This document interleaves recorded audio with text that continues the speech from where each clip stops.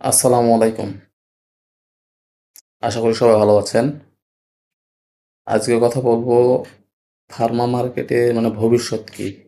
যারা ফার্মাসিউটিক্যালে চাকরি করে তাদের ভবিষ্যৎ কি? বা এই সেক্টর ভবিষ্যতে কোন অবস্থায় যাবে, কোন পর্যায়ে যাবে?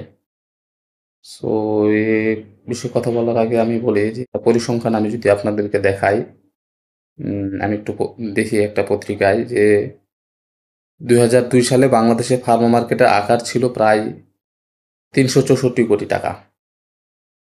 যা ২০২৫ সালে এসে দাঁড়াইছে ৩২,০০০ কোটি টাকারও বেশি। চিন্তা করা যায়?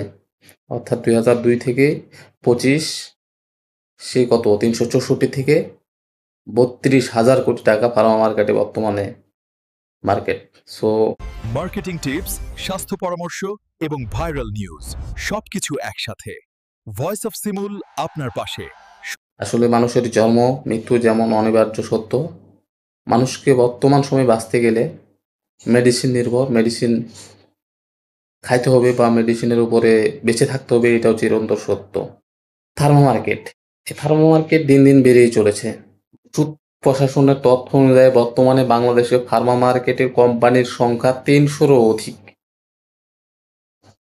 এই পেশায় নিজেকে নিয়োজিত করলে আসলে ২টা বিষয়ে আত্মতৃপ্তি পাওয়া যায়। একটা হচ্ছে মানব সেবা। সম্মানজনক বেতনের পাশাপাশি অন্য সুযোগ সুবিধা সহ একটা হালাল আয়ের উৎস হিসাবে এই সেক্টরকে ধরা হয়। কারণ এই সেক্টরে যারা কাজ করে অনেক স্ট্রাগল করে, অনেক পরিশ্রম করতে হয়। আর এটার ভবিষ্যৎটা এই কারণেই ভালো বলি যে ২০০২ সালে ৳৩৬৪ কোটি ফার্মা মার্কেট বর্তমানে ৩২,০০০ কোটি টাকারও বেশি মার্কেট। সো এটা দিন যত গেছে অনেক পরিমাণে গ্রোথ করছে। আজ থেকে ২০ বছর পরে এটা ৩২,০০০ কোটি না। আজ থেকে ২০ বছর পরে এটা ৮০,০০০ কোটিও হতে পারে বা হবে। সো যারা ফার্মা মার্কেটে বা ফার্মা সেক্টরে নতুন আসতে চাচ্ছেন, তাদের জন্য পরামর্শ থাকবে এটাই, ফার্মা মার্কেটের ভবিষ্যৎ ভালো। কারণ বাংলাদেশের একমাত্র এই ফার্মা মার্কেটই আপনার একটা আকর্ষণীয় বেতন দিচ্ছে।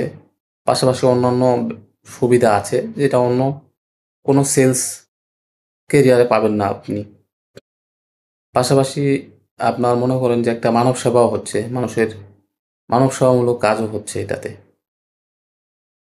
সো ভবিষ্যৎ ভালো, আ আত্মতৃপ্তি পাওয়া যায় ফার্মা মার্কেটে চাকরি করলে। সো নতুন যারা আসবেন অবশ্যই তাদেরকে স্বাগতম। কোনো চিন্তা ভাবনা করবেন না, অবশ্যই ফার্মা মার্কেট ভালো।